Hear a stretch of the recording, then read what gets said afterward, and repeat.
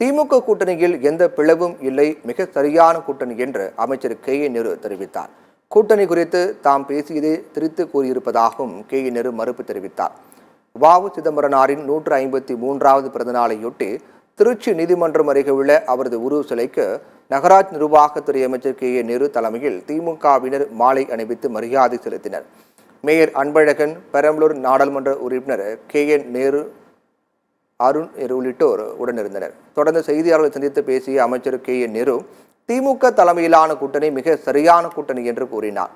நான் லால்குடியில் பேசியதை சிலர் திரித்து வெளியிட்டுள்ளனர் என்றும், என்றைக்கும் தற்போதைய கூட்டணியை எங்கள் தலைவர் விட்டுக் கொடுக்க மாட்டார் எனவும் தெரிவித்தார்.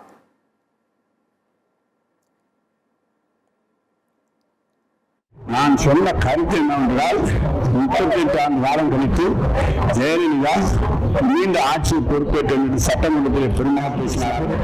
நாம் கலைஞருக்கு பிறகு இப்போது தலைமையுடைய ஆட்சியை மீண்டும் தொடர்ச்சியாக அடுத்த முறையும் தலைமையை கொண்டு வர வேண்டும் என்ற எந்த நிலை இருந்தாலும் நாம் வெற்றி பெற வேண்டும் என்ற அர்த்தத்தில் சொல்ல தவிர கூட்டணியெல்லாம் யாரும் விட்டு கொடுத்து போவதில்லை. எங்களுடைய கூட்டணி அருமையான கூட்டணி கட்சி தலைவர்கள் எங்களோடு அருமையான தலைவர் கொண்டிருக்கிறார்கள்.